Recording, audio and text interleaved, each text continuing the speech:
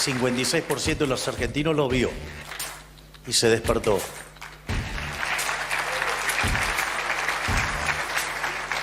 Y que por la lógica del sistema electoral todavía no tenga esa representación en ese nido de ratas que es la Cámara de Diputados o que es el Congreso de la Nación.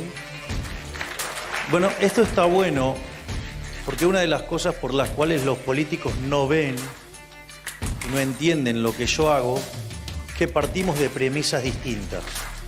Ellos parten de un supuesto donde creen que la gente los ama. Y yo parto del supuesto de que son una mierda y la gente los desprecia. Importa 3 carajos lo que piense Lustó, porque no me interesa lo que piense Lustó. Yo represento a los correntinos, no a Lustó, no al centralismo porteño. Yo pertenezco a la provincia de Corrientes. Cuando viene un presidente, yo lo voy a atender, sea de mi signo político o no sea mi signo político, y le genere desconfianza a cualquiera. No me interesa qué es lo que puedan pensar. Yo represento a los correntinos. Son sus intereses. Son los intereses de ellos. Nuestros intereses son los nuestros, los de los correntinos. Yo soy primer mandatario de la provincia de Corrientes. Cuando viene un presidente de la nación, corresponde que el gobernador reciba al presidente de la nación. Ahora no me estoy yendo a comer a la Quinta de Olivos, ni me encuentro como se suben todos los partidos políticos que permanentemente están todos juntos y que hoy pertenecen a un gobierno y después saltan al otro, ¿no? Pues Lustó era ministro de Economía de Cristina Fernández de Kirchner. Hoy no me va a venir a marcar la cancha dentro del radicalismo. Sí, en el mes de marzo va a haber una recomposición, aproximadamente el 30% de lo que da la fórmula, más el bono. Pero ten en cuenta, Pablo, lo siguiente, que es la situación que se heredó. O sea, acordate que se decía que le iban a pagar a los jubilados con las LELIQs. Las LELIQs las multiplicaron por 20 y los jubilados perdieron el 40%. Nosotros heredamos ya eso. Eso fue lo que heredamos. Sí. Y desde el día 1 dijimos, esta fórmula no funciona, es peor para los jubilados. El traidor López Murphy, que imagino que les duele escucharlo, pero que es un traidor de las ideas. Un señor que, por ejemplo, entre otras cosas, me hacía por su gente tratar de nazi, digamos, o decirme que era kirchnerista de buenos modales, kirchnerista de derecha o castrista. Digamos, alguien que trabajaba para un socialdemócrata con vocación intervencionista, que en lugar de disputarle la interna a Vidal se dedicaba a ensuciarme a mí. Con lo cual, digamos, es bueno que sepan quiénes son los que se disfrazan de liberales y son verdaderas basuras que van en contra de las ideas. No se ha logrado que efectivamente las partes se pongan de acuerdo en la discusión por el salario mínimo vital y móvil. Saben todos ustedes que en caso de que esta circunstancia ocurra, el gobierno debe laudar entre las partes y fijar un salario mínimo. El mismo quedó fijado para el mes de febrero en 180.000 pesos, para el mes de marzo en 202.800 pesos.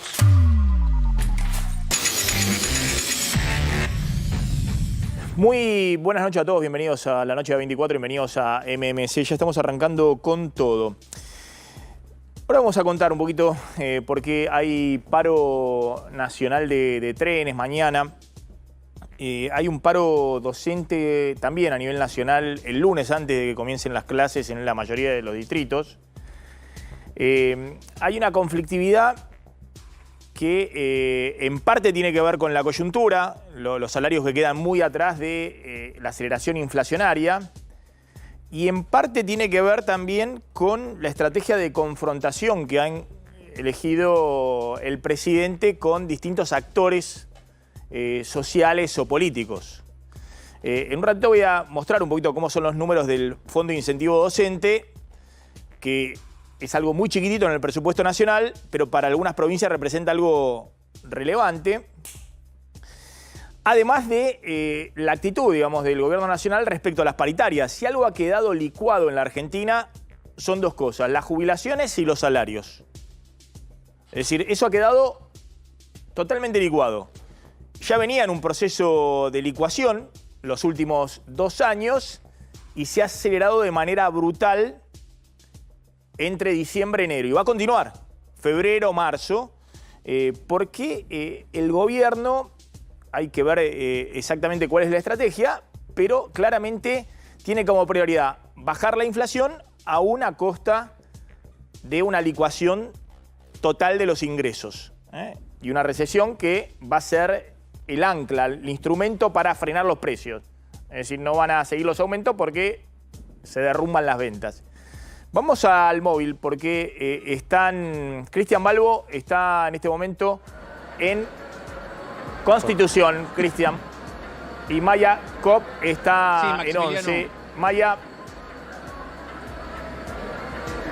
Sí, Maximiliano. Buenas noches, bueno, Maxi. Sí, estamos acá en la estación 11. El último servicio que va a haber hoy es a las 21:53. Las caras de preocupación de la gente tienen que ver con justamente la falta de servicio el día de mañana. De hecho, se acercan a preguntarnos las personas cómo va a ser si mañana realmente, definitivamente, no va a haber servicio. Si querés, Maxi, vamos a hablar con la gente y le vamos a preguntar si todos están al tanto y están enterados de lo que es el paro de mañana y qué es lo que van a hacer, cómo van a resolver el conflicto del transporte. Acá está una señora esperando. Señora, ¿está al tanto del paro de trenes de mañana? Sí, algo escuché. ¿Y usted toma el transporte todos los días? Todos los días, sí. ¿Cómo va a ser mañana? Y no voy a venir. Es sencillo. ¿Usted viene a trabajar? Claro, trabajaré desde mi casa. ¿Tiene esa posibilidad? Tengo la posibilidad, sí. Pero esto es cada 2 por 3, ¿viste cómo es? No. Ahora, mira, el paro es mañana y ahora estoy viendo que de 4 trenes ya cancelaron 2. Pero esto ya empiezan a molestar desde ahora porque mañana es el paro. Una vez que arreglen o no arreglen, pasó el día de mañana. ¿Está de acuerdo? ¿Comprende la medida de paro? Lo que pasa es que me da, comprendo la medida de paro, pero me da bronca que el paro sea siempre cuando el sindicato del paro no es del color político del gobierno, sea cual fuera, en este momento, en otros momentos. Eso es lo que me da bronca del sindicato. Pero bueno, qué sé yo, veremos lo que sucede. Algunos podremos ir a trabajar o no y otros podrán ir, no sé. Muchas gracias. Esto no creo que tenga arreglo nunca. Muchas gracias. Bueno, seguimos hablando con la gente. Acá están esperando porque, como nos contaba la señora... Discúlpame, Maya, porque lo tengo a Cristian Balbo en Constitución. Cristian, estás ahí en Constitución. Sí, Maximiliano, estamos viendo a los últimos pasajeros que están partiendo aquí en la estación de Constitución. El servicio se va a ver interrumpido a partir de las 23 horas.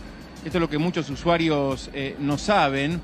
El paro fue convocado en primera instancia por el gremio de la fraternidad, que representa a los maquinistas ferroviarios, y básicamente lo que están reclamando es un aumento salarial. Lo cierto es que el sistema ferroviario, Maximiliano, es la empresa estatal con mayor cantidad de empleados. Más de 30.000 empleados tiene en su haber. Hoy hubo, de hecho, un cacerolazo aquí de trabajadores del sector, también criticando lo que fue el tarifazo. Recordemos que el pasado 6 de febrero se dio el último aumento, con el cual el pasaje pasó a costar el mínimo 130 pesos. Mucha gente también sabe lo que hace Maximiliano, cruza el molinete por arriba, salta el molinete y lo pasa por encima. Lo hemos visto en otras oportunidades, pero hoy se ha incrementado la cantidad de pasajeros que han utilizado esta modalidad de cruzar el molinete sin utilizar la tarjeta SUBE. Lo cierto, para que la audiencia lo sepa y los pasajeros, es que a partir de las 23 horas ya no va a haber, al menos aquí en Constitución, formaciones habilitadas para poder utilizarlas, y en principio todo indica que el paro va a ser por 24 horas, con lo cual mañana 10 millones de pasajeros, Maximiliano, que utilizan el servicio ferroviario a diario, se va a ver afectado por esta medida de fuerza. Bien, Cristian, muy amable. A ver, un poco lo que estamos contando. Ahora vamos a ver un poco qué está pasando con los gobernadores, qué está pasando con el Congreso, y cómo el presidente sigue apuntando a los enemigos, a los traidores, aún entre aquellos que supuestamente es la oposición amigable, o la oposición colaboracionista, los que quieren ayudarlo a pasar las leyes que necesita en el Congreso. Mientras tanto, fíjense cómo el ministro de Economía, Luis Caputo, anuncia ayer que los jubilados van a tener un 30% de aumento en marzo, es decir, el mes que viene, y además del bono. Bueno, eso era algo que ya se sabía, porque eso está en la fórmula de movilidad actual vigente. Ahora, con esa fórmula de movilidad, la licuación es feroz de las jubilaciones y son el corazón del ajuste fiscal que está en marcha, que es necesario para ordenar la economía, pero el cuestionamiento es, ¿va a ser todo licuación? Digamos, gran parte del ajuste es simplemente no darle aumento a jubilados y que los jubilados ganen la mitad de lo que ganaban hace un año. O va a haber medidas, si se quiere, más estructurales por el lado del gasto y por el lado de los ingresos para hacer más sostenible el ajuste fiscal y que no recaiga todo en los jubilados o en la licuación del salario docente, en el caso del fondo de incentivo docente, o en la tarifa que pagan en el interior porque le cortaste el fondo de subsidios a los colectivos en el interior y los mantenés en el AMBA. Y en el interior, que ya pagaban una tarifa mucho más cara, van a pagar de nuevo, con una disparidad muy grande respecto a lo que es el AMBA. Hoy ya están los aumentos entre 700 y 1.000 pesos en el interior de la provincia de Buenos Aires, o en Córdoba, o en Rosario, o en Santa Fe, en el interior del país. Este gráfico que hizo Nadine Argarañaz de la Fundación Mediterránea, el IARAF, es muy interesante porque muestra que el superávit fiscal de enero, que significó un corte en los gastos en términos reales de alrededor de 2,5 billones de pesos. La recaudación fue más o menos lo mismo en términos reales que en enero del año pasado. Básicamente porque, pese a la recesión, fue apuntalada por la disparada de la recaudación del impuesto país, que se subió la alícuota a 10 puntos, y las retenciones, que con la devaluación, la suba del dólar de 120% en diciembre, generó una enorme recaudación y pudo empardar lo que se venía recaudando en enero del año pasado a valores de hoy, pese a que estamos en una situación de una fuerte recesión, de caída del nivel de actividad. Más la inflación, que es socia del gobierno a la hora de recaudar. Es un impuesto sin legislación. La inflación es lo que te permite que el IVA, cada vez que compras algo y tiene precios más elevados, el 21% se lo queda el Estado.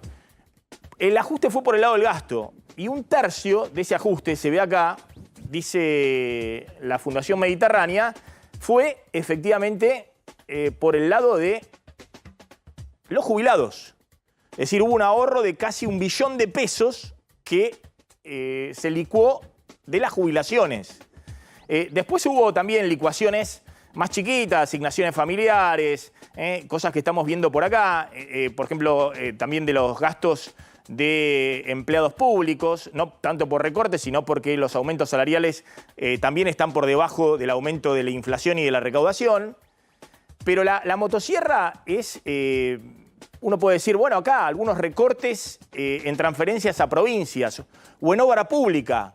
Se puso a cero la obra pública, los pagos de obra pública. O las transferencias discrecionales a provincias. Pero el grueso del ajuste es esto, que lo paga, obviamente, el jubilado, que tiene menor poder de compra. O esto, que es el recorte de subsidios económicos, que es necesario, los subsidios al transporte o los subsidios energéticos. Pero bueno, eso también lo paga la sociedad con más tarifa. Esto era inevitable, porque estaban muy atrasadas las tarifas y el Estado ponía para subsidiar esto, incluso a los más ricos, la recaudación que con el IVA genera con los sectores más pobres. O sea, esto había que recortarlo. Pero esta parte, que es lo de los jubilados, lo que muchos se preguntan, la licuadora a full no puede seguir prendida todo el tiempo. De hecho, en la placa siguiente se ve, estos son los datos de la Oficina del Presupuesto, de nuevo, que el principal recorte en términos reales del gasto fue esto. En esta es otra forma de calcular el gasto público por devengado y no se caja como hace el Ministerio de Economía, pero acá hay 1.100.000 millones de pesos de ahorro del recorte en términos reales del gasto en jubilaciones, 43%. Es el corazón del recorte. Y después hay otras licuaciones de AUH, recortes de obra pública, licuación de programas sociales, recorte de transferencia a provincia. Pero lo grueso son los jubilados. Y de hecho, a cuento de lo que dice Caputo, que Caputo lo único que anuncia es la fórmula, no anuncia nada, ayer no anuncia nada por fuera de la fórmula. Fíjense los números de las jubilaciones, la placa siguiente. En 2023, las jubilaciones, me voy acá, a ver si lo podemos ver. Las jubilaciones en 2023 pierden 32% de poder adquisitivo. Los que no cobraban bonos, los que ganan más de la mínima.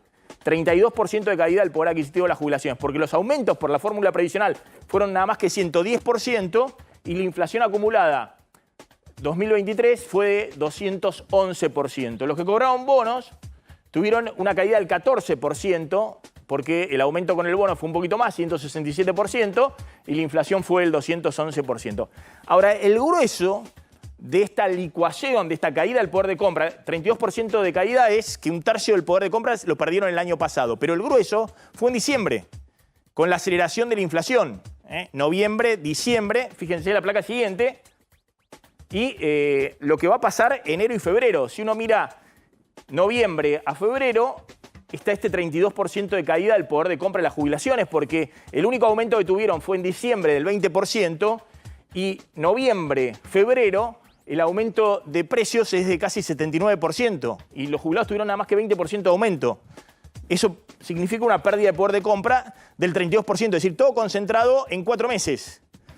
Ahora, veamos la placa siguiente, que es enero-marzo, es decir, ya plenamente en este gobierno. Dijimos que 2023, con la devaluación de diciembre, la aceleración inflacionaria, los jubilados perdieron 32% de poder de compra. Está bien, uno puede decir, bueno, está bien, Milei llegó, hizo la devaluación, lo que quieran, pero es la pérdida que hubo durante todo el gobierno anterior. No, pero diciembre fue, bueno, está bien. Ahora, ¿qué pasa enero, febrero y marzo? Con el aumento del 30% que Caputo dice van a tener los jubilados en marzo, que es lo que da la fórmula previsional, la inflación enero-marzo va a ser del orden del 60%. Ya con el 20% de enero y lo que da, si es 15 y 15, febrero y marzo va a ser del orden del 60%, con lo cual los jubilados van a perder otro 20% de poder de compra. ¿Qué significa esto? Que la licuación es feroz de las jubilaciones. Entre enero 2023 y marzo 2024, los jubilados van a perder 50% del poder de compra. Esto no ocurrió nunca. Estamos con jubilaciones que en términos reales estás como en el peor momento del estallido de la convertibilidad. Y eso también lo que muestra es que, bueno, se está licuando el sistema previsional, estás licuando el gasto previsional, eso es lo que te permite generar ahorros. Y hay una gran pregunta, si esto es sostenible o no en el tiempo. Bueno, una de las discusiones que se viene el 1 de marzo, cuando se abran las sesiones ordinarias en el Congreso, es, bueno, ¿cuál va a ser la nueva fórmula de movilidad previsional? ¿Qué va a hacer el sistema político con el tema de los jubilados? Si va a convalidar la licuación total de las jubilaciones, ya está, es así, hay 8 millones de jubilados, o si va a haber algún tipo de fórmula que implique una recomposición. Lo que anunció ayer Caputo es no, que por lo menos hasta marzo no va a haber ninguna recomposición. Cuando Caputo dice que va a haber 30% de aumento y el bono, obviamente, si no llega a estar el bono en la jubilación mínima es de 105.000 pesos desde diciembre, con un bono de 55.000 pesos. Obviamente, en marzo tiene que subir 30% sobre 105.000 pesos y tiene que subir también el bono. 30% por lo menos sobre 55.000 pesos, es decir, un bono de 70.000 pesos por lo menos. Ahora, aún con eso, son estas pérdidas de poder de compra del 20% que estamos viendo entre enero y marzo.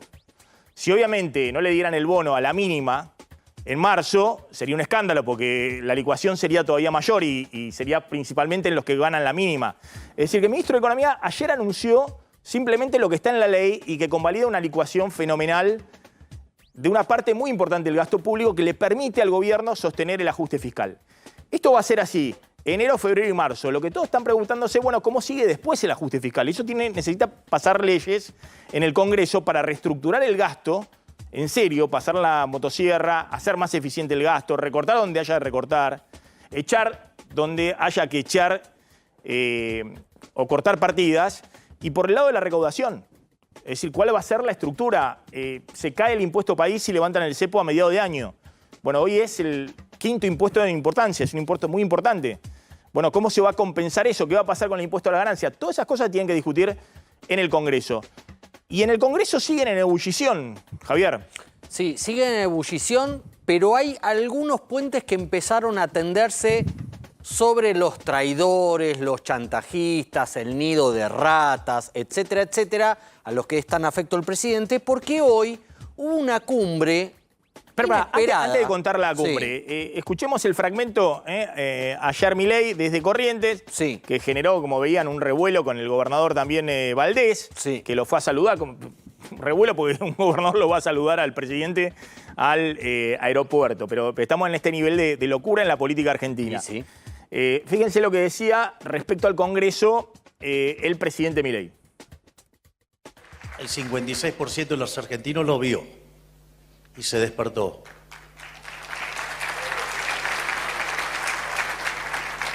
Y que por la lógica del sistema electoral todavía no tenga esa representación en ese nido de ratas que es la Cámara de Diputados o que es el Congreso de la Nación.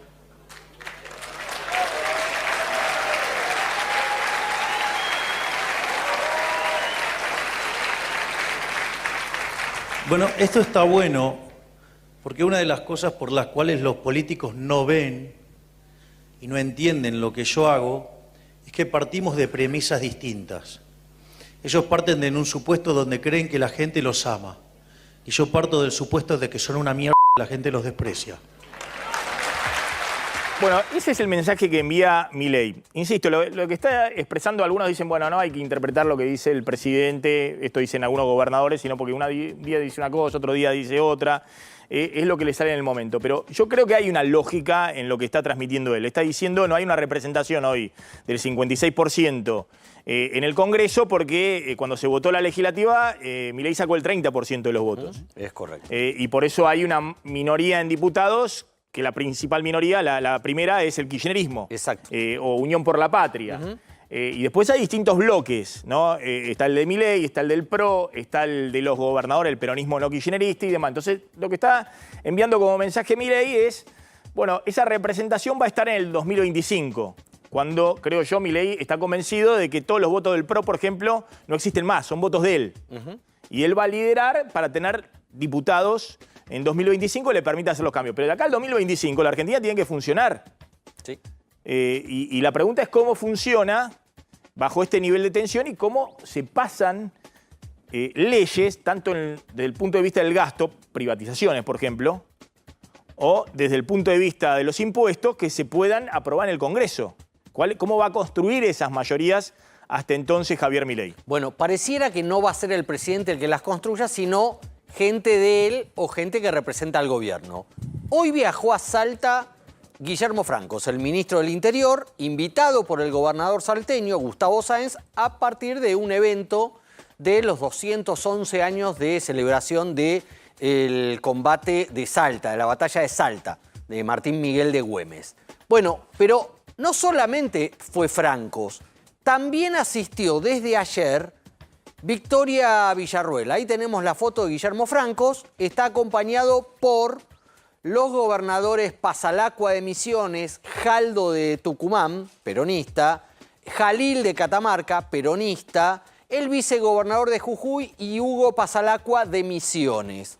Hay que recordar, para quien no tiene fresca la memoria, que el anfitrión de esa reunión, de esta celebración, Gustavo Sáenz, fue tildado de traidor y como venganza, como represalia, Milei le cortó la cabeza a una de las funcionarias que lo representaban de alguna manera como parte de ese acuerdo con Sáenz, que era la secretaria de Minería, Flavia Arroyón,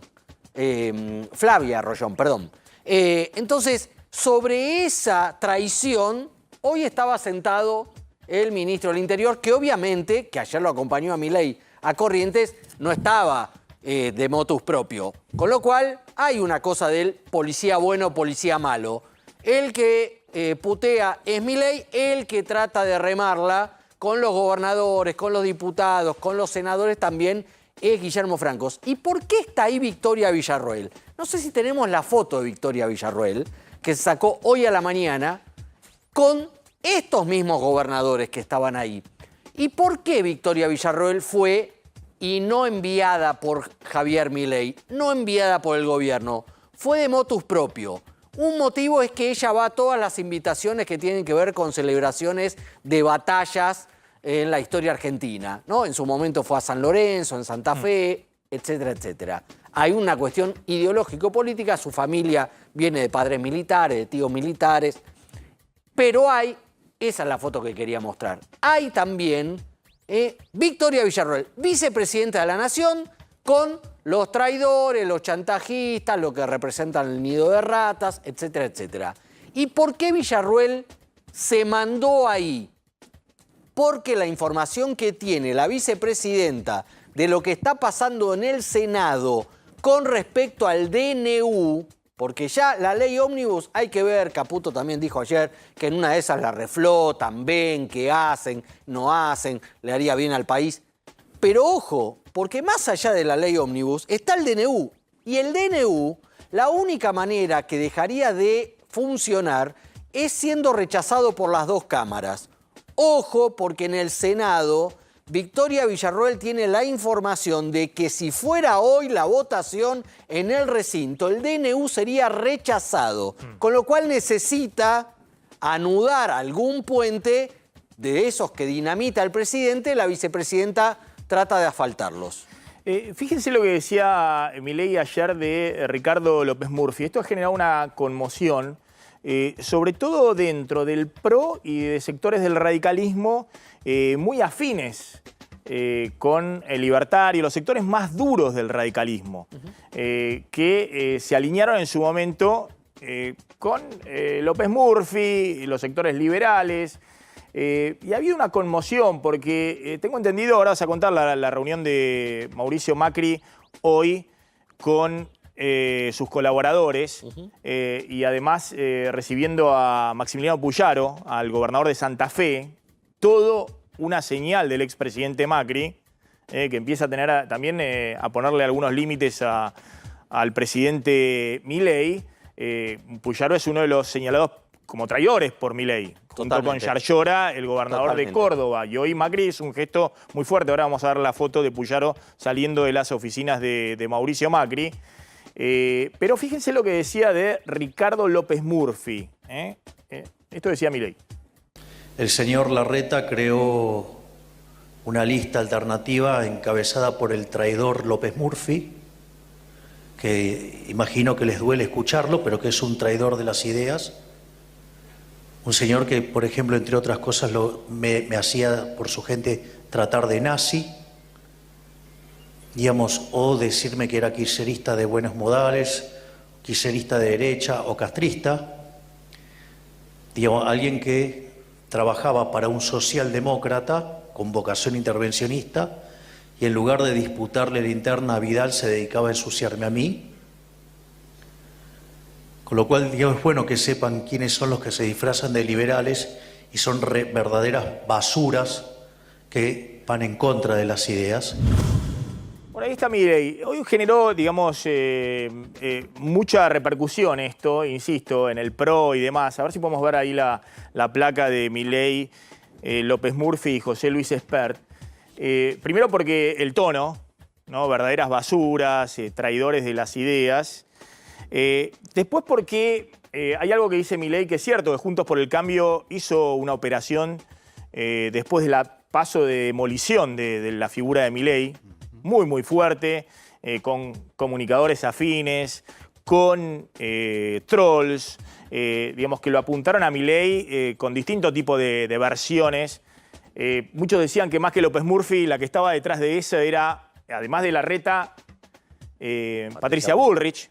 Patricia Bullrich, porque Larreta había quedado en el camino en las PASO, Pero muchos dicen, pero aparte la doble vara de Milei, porque es cierto que López Murphy armó una lista con el apoyo de Larreta para quitarle votos a Milei en Ciudad de Buenos Aires y con financiamiento de Larreta. Pero otros dicen, bueno, ¿y José Luis Espert? Estaba día de por medio en el despacho de Larreta. Y sin embargo, José Luis Espert hoy tiene una relación muy aceitada con Milei. Es el presidente de la Comisión de Presupuesto de la Cámara de Diputados, con todo el apoyo de Milei, va, lo recibe. Entonces, muchos se preguntaban ahí, y es cierto, y Espert también jugó, diciendo también barbaridades de Milei en la campaña, y de hecho, ahí sí estaba detrás directamente Horacio Rodríguez Larreta, ¿no? Para debilitar al espacio libertario. Los dichos contra López Murphy de Milei generaron mucho ruido dentro del PRO y de ese sector de Juntos por el Cambio, Javier. Sí, y de alguna manera salió a responderle López Murphy muy a su estilo, con mucha caballerosidad, con mucha elegancia.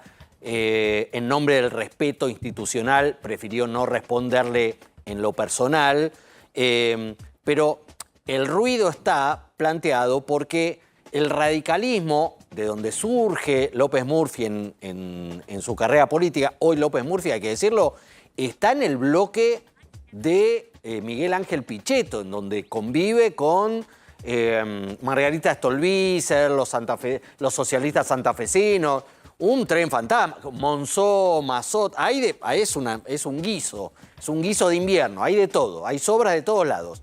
Pero es cierto, y no lo dijo casualmente allá en el Club de la Libertad, porque López Murphy integra el consejo directivo de ese club, y lo que le está es pasando facturas porque claramente, aunque López Murphy le votó todo, la ley en general y todos los artículos y todos los incisos lo que se venía votando, de la ley ómnibus, López Murphy lo votó. Levantó la manito, como sí. el PRO, sí. Levantó la manito.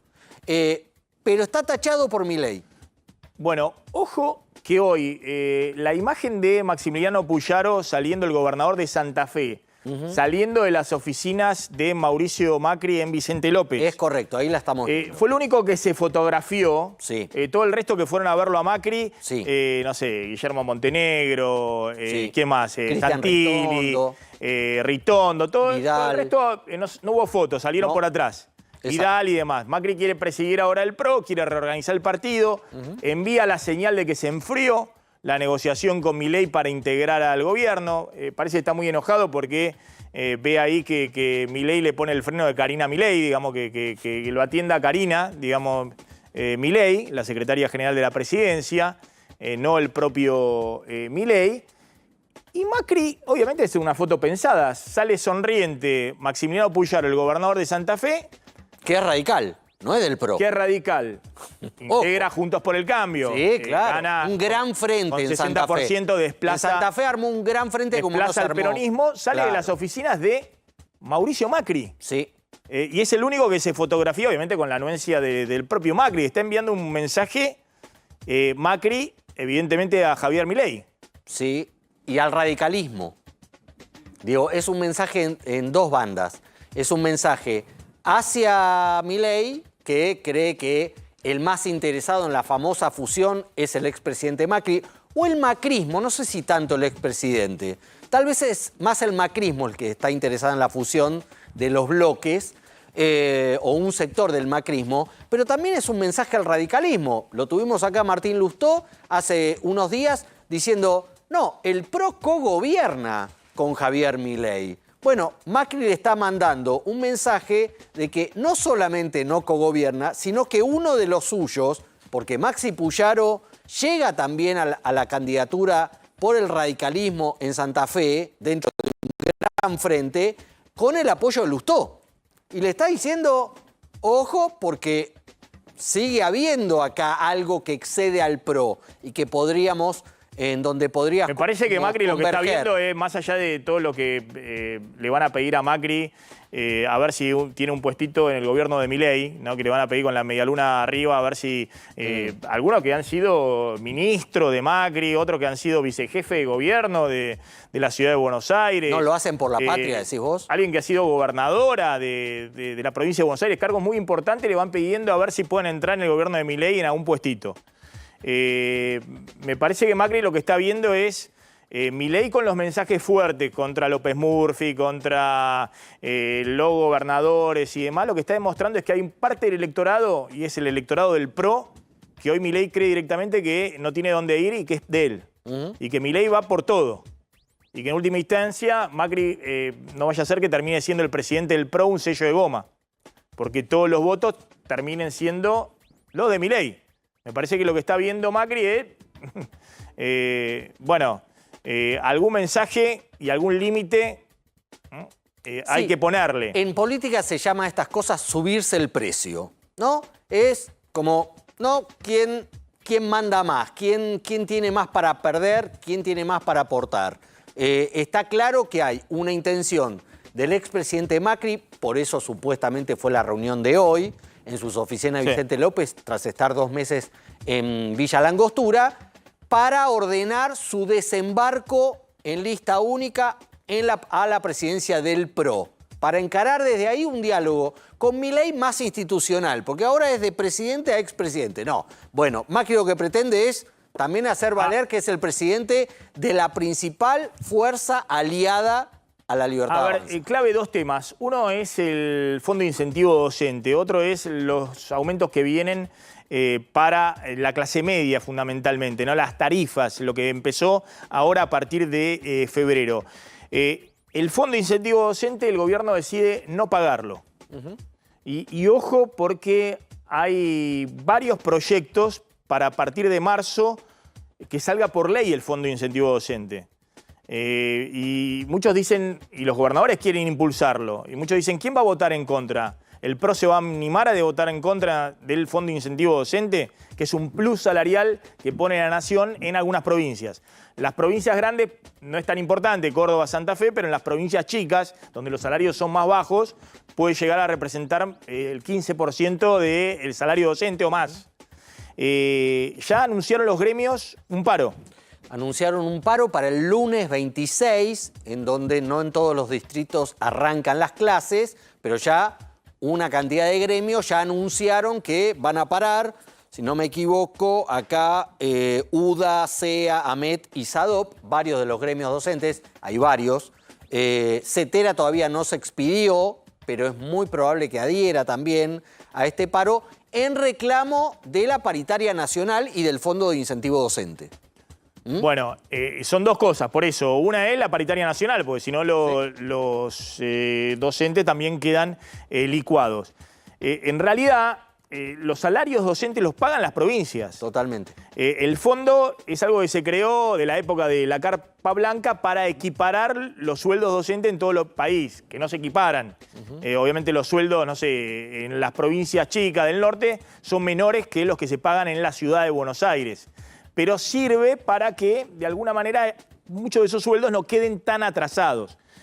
Fíjense lo que representa en el presupuesto nacional el Fondo de Incentivo Docente. Representa 0,75 del total del gasto nacional. Es apenas el Fondo de Incentivo Docente 0,17% del PBI. 0,17% del PBI. Para que sea una idea, la licuación que se está haciendo sobre el gasto previsional representa el 55%, el gasto de jubilaciones, pensiones, AUH, representa el 55% del gasto público total. El Fondo de Incentivo Docente representa el 0,75%. El gobierno quiere hacer un ajuste de 5 puntos del PBI. El Fondo de Incentivo Docente representa 0,17%, ni siquiera es el 0,2% del PBI. Evidentemente, ahí me parece que hay una señal del gobierno a los gobernadores diciendo, no, esto arréglenlo ustedes, es un problema de ustedes, y de alguna manera, bueno, ir al conflicto, ya sea con los docentes o con los gobernadores. Sí, la idea, sobre todo con los gobernadores, es, como me dijo un funcionario, ponerlos de rodillas. sin subsidio de transporte, sin fondo docente, sin envíos discrecionales, nada, retrasándoles la coparticipación si hace falta, todo para que vengan al pie y empiecen a votar las leyes que el gobierno quiere que les voten. El otro tema, insisto, ojo con este tema del Fondo de Incentivo Docente, los salarios docentes en las provincias, cómo empiezan las clases y demás, porque también los gobernadores son pícaros y los intendentes y le quieren hacer pagar todo el costo a Milei. El gobierno nacional cortó el subsidio al transporte para colectivos en todo el país, salvo en el AMBA. En el resto del país lo puso a cero. En todo el país representa menos del 0,1% del PBI. Es una partida muy chiquita. El total de subsidios del transporte es casi 0,5, 0,6% del PBI, todo concentrado en el AMBA. Eso se mantiene. Se reduce, pero se mantiene. Por eso la tarifa de colectivo, a partir de este mes, en el AMBA, la mínima fue a 277 pesos. Pero al cortarle el subsidio al resto del país, por ejemplo Mar del Plata, o Córdoba, o Rosario, Santa Fe, las tarifas de colectivo en esas localidades se va de 300 pesos a 700, en otras a 1.000 pesos, en otras a 800, 900 y de nuevo quedan mucho más altas que en la Ciudad de Buenos Aires, en el AMBA y en el Gran Buenos Aires. ¿Qué hacen los intendentes, sobre todo de ciudades grandes y demás? Dicen, bueno, este es Milei, que corta, insisto, una partida muy chiquita, pero que tiene un impacto fuerte en tarifa de colectivo en el interior. Y en el tema del Fondo de Incentivo Docente me parece que pasa lo mismo. Para algunas provincias no es algo tampoco demasiado relevante, pero va a generar un gran impacto. Después de la pausa vamos a hablar qué está pasando con la clase media. Porque los aumentos que se vienen para la clase media, además de lo que se conocen, tarifa, combustible, todo el tema luz, gas, prepagas. Colegios privados. Colegios privados. Y hay provincias, me cuentan, por ejemplo en Córdoba, donde aumenta la matrícula pública en 16.000 alumnos este año, 16.200 alumnos que se dieron de baja de escuelas privadas. Esa es clase media, que no llega a fin de mes y le tiene que decir a los chicos, mirá, tengo que cambiar el colegio. Tengo que cambiar el colegio. Entonces, hay un impacto especial también sobre la clase media. Ahora vamos a ver, después de la tanda, cuáles son los aumentos que vienen y el impacto que puede tener en ese sector. Bueno, atención, lo que pasó hoy con Malvinas y una visita, no sé si era esperada o inesperada, del ex primer ministro David Cameron, que además es hoy el canciller, el secretario de Asuntos Exteriores del Reino Unido. Sí, mañana hay una reunión en Río de Janeiro donde se juntan los cancilleres del G20. Va a ir Mondino a esa reunión, pero Cameron aprovechó y antes de irse de Londres a Río de Janeiro, fue a Malvinas, ¿no? Falklands, como la llaman ellos. Y ahí les aseguró a los isleños que se queden tranquilos que el Reino Unido los va a cobijar siempre que ellos quieran, que no hay ningún problema, que les van a seguir dando protección militar. Tranquilos. Tuvo una declaración fuerte diciendo algo así como que iban a ser británicas por siempre, una cosa siempre así. Que ellos quisieran. Sí. Siempre que los isleños quisieran. Es la postura. Una provocación, siendo el canciller de Gran Bretaña.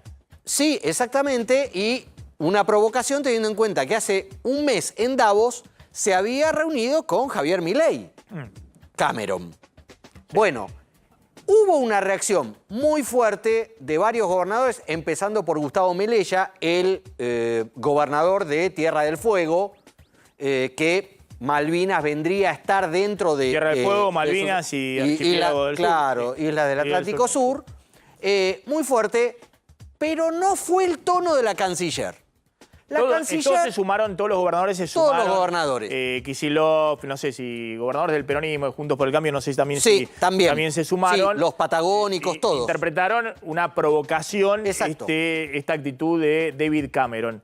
Y esto tuiteó la canciller argentina. Sí, valoramos el gesto del canciller del Reino Unido, Cameron, de incluir a la Argentina en su visita a la región. Estaremos felices de recibirlo en una próxima ocasión, también en Buenos Aires. Sí, a mí me pareció, bueno, es un irónico diciendo, claro. pero reafirmando que Cameron estuvo en territorio argentino cuando fue a Malvinas. Algunos decían, también le tendría que haber puesto que por ahora no se necesita visa para acceder a eso y demás. Pero bueno, pero vos decís que tendría que haber hecho una declaración formal. Como canciller, si no quiere ella y quiere mantener este tonito irónico en los tweets, todo bien, pero es la canciller.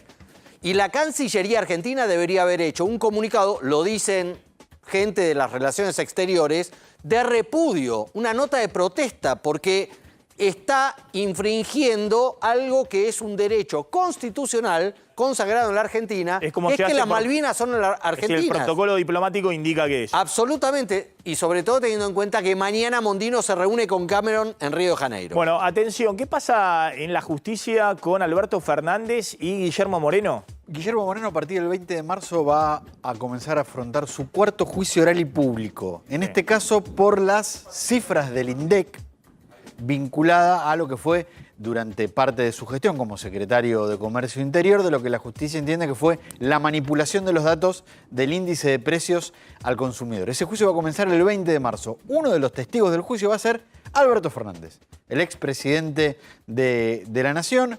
Hoy en España fue convocado por el tribunal, fue aceptado por el tribunal para declarar como testigo. ¿Quién pide que Alberto Fernández sea testigo en el juicio? Guillermo Moreno, que por lo menos públicamente no han tenido una buena relación. De hecho, Guillermo Moreno ha sido muy crítico de la gestión de Alberto Fernández. Y Alberto Fernández, en la campaña presidencial, antes de ganar la presidencia... Pero, o sea, ¿Alberto Fernández ya volvió de España? No. El tribunal lo aceptó como testigo. No tiene fecha de declaración. La agenda del juicio se va armando a medida que avance el juicio. Hay que esperar el momento que fijen la fecha. Inclusive hasta podría declarar por Zoom.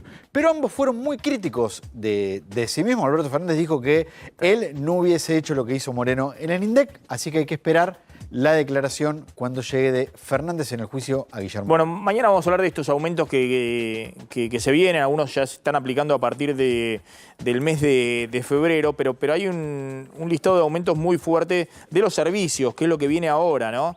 La luz, el gas, que tiene todo un sendero fuerte a partir de marzo, colectivos, que no es solamente este 250 que subió en el AMBA ahora, sino que después viene un esquema de indexación vía inflación. Bueno, ¿qué pasa después con peajes, con tarifas de teléfono, celulares, bueno, prepagas, colegios? Viene todo un sendero de servicios que impactan fundamentalmente en los sectores medios. Dame un último dato respecto al protocolo antipiquete. Mañana sigue en Comodoro Pi la discusión judicial por el protocolo antipiquetes. El juez federal Sebastián Casanelo va a continuar una audiencia en la que la izquierda está reclamando la inconstitucionalidad del protocolo. La semana pasada Patricia Bullrich fue a la primera audiencia a defender su decisión como ministra de Seguridad. Mañana va a continuar sin Patricia Bullrich con los abogados del ministerio a la espera de la decisión. Bueno, y un dato muy importante, el gobierno hoy fijó por decreto la suba del salario mínimo a 180.000 pesos en febrero y 202.000 pesos en marzo, ¿no? Es una suba que está muy por debajo de la inflación, de nuevo es una suba de menos del 20% a febrero, y esa suba no se condice con una inflación que va a haber en el primer trimestre, una inflación que decíamos va a estar en el orden del 60% solo en el primer trimestre. Eso, algunos interpretan que el gobierno no quiere dar la señal, sobre todo en los sectores informales, que es donde plantea el salario mínimo, no en las grandes empresas y demás, no quiere dar poner ahí un pie subiendo más el salario mínimo como pretendía la CGT. Pero otros dicen, bueno, el tema de ganancias, porque el piso de ganancias son 15 salarios mínimos. Pero ojo, ganancias se va a seguir ajustando con el viejo salario mínimo de 156.000 pesos. Es decir, que el piso de ganancias va a seguir en 2.300.000, 2.400.000 pesos. No aplica esta suba del salario mínimo. Va a aplicar recién con el salario mínimo en julio para el segundo semestre. Nos estamos retirando, quédense con Mariano Yese, ya está llegando al aire de A24. Nos reencontramos mañana, como siempre, 20 horas aquí en MMC. Chau, pásenla bien.